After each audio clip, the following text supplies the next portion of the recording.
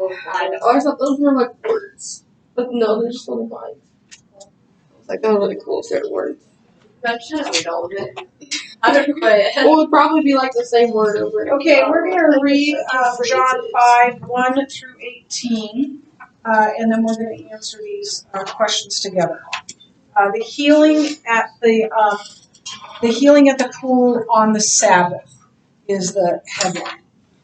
After this, we're seeing those words again. There was a feast of the Jews, and Jesus went up to Jerusalem. We don't know what feast this is. I think that curriculum is going to say it's Passover, but literally it just says there was a feast of the Jews, so we don't know. Now, there is in Jerusalem, by the sheep gate, a pool in Aramaic called Bethesda, which had 5 roofed colonnades. In these lay a multitude of invalids, blind, lame, and paralyzed. One man was there who had been an invalid for 38 years. When Jesus saw him lying there and knew that he had already been there a long time, he said to him, "Do you want to be healed?" The sick man answered him, "Sir, I have no one to put me into the pool when the water is stirred, and while I am going, another steps down before me." Jesus said to him, "Get up and take your bed and walk." And at once the man was healed, and he took up his bed and walked.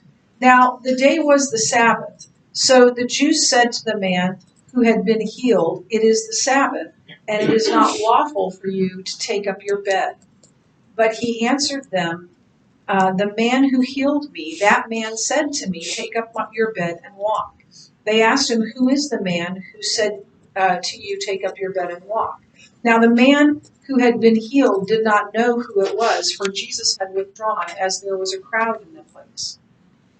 Afterward, Jesus found him in the temple and said to him, this is interesting, See, you are well. Sin no more, that nothing worse may happen to you."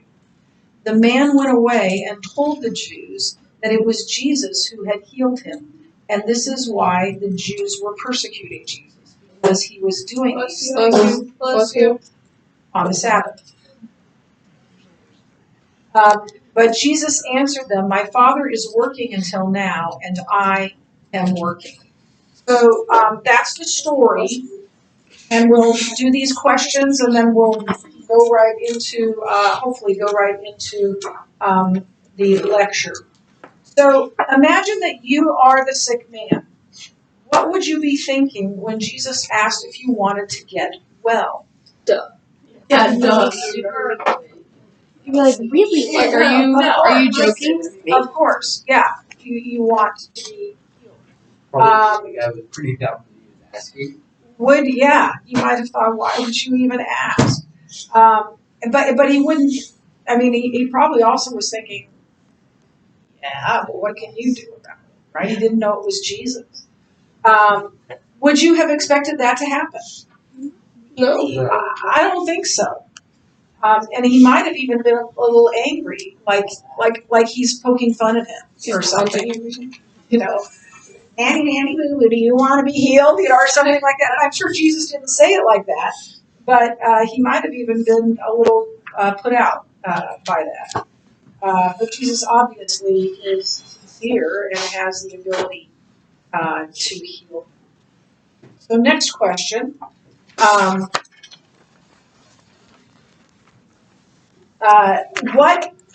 Verse 13 tells us that the man did not know who healed him.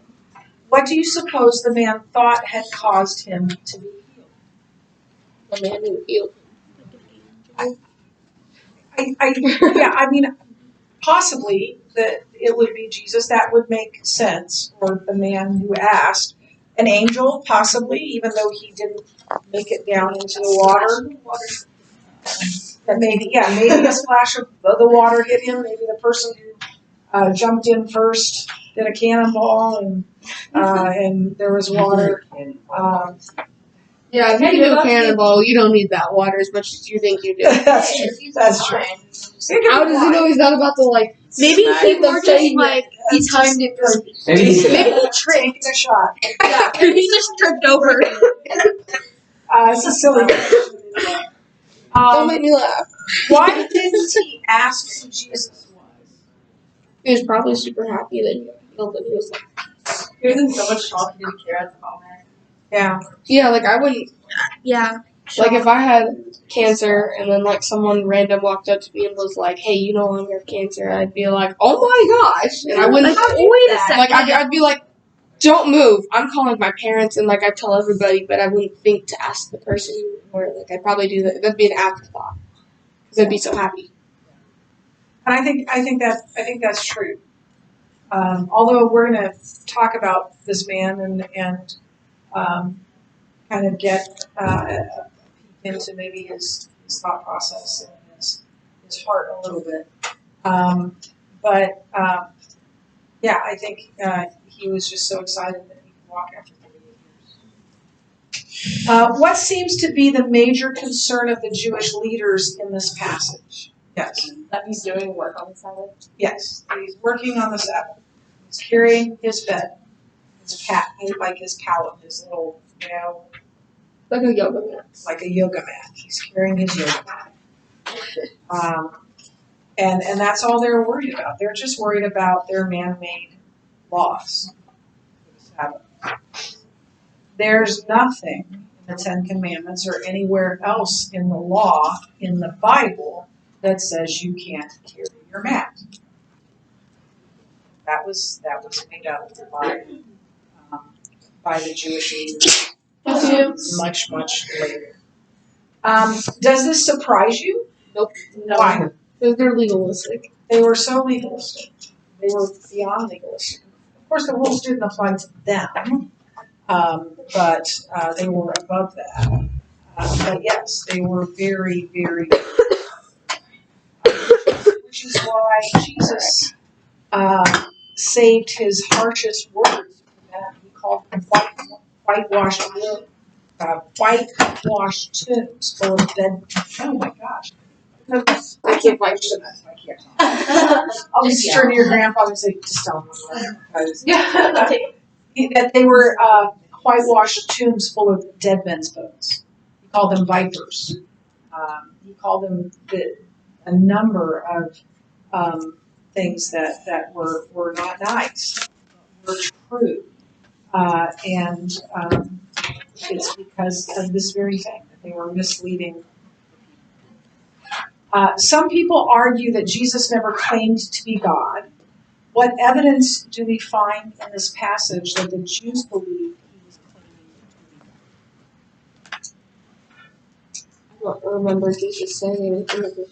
Let's look at verse 18. This is why the Jews were seeking all the more. Wait a minute, we got to read. We need to read. I stepped to 15, right? And this is why the Jews were persecuting Jesus, because he was doing these things on the Sabbath. But Jesus answered them, "My Father is working until now, and I am working." This was why the Jews were seeking all the more to kill him, because not only was he breaking the Sabbath, but he was even calling God his own Father, making himself equal to God. So the answer to that is that the Jews wanted to kill Jesus because he claimed equality with God. They saw this as, or fine. That's the late bell. That's the thing you should, or the bell that you should be in this Bible. So nice. Because he got out early. Yeah, that's so nice. He was claiming to be God. He's saying, "I do what my Father does, and my Father is God." He was claiming equality with God. Did you have a question? Oh. Okay, so that's that. So now we're gonna go on and the lecture. The first part of the lecture is going to be on a separate video.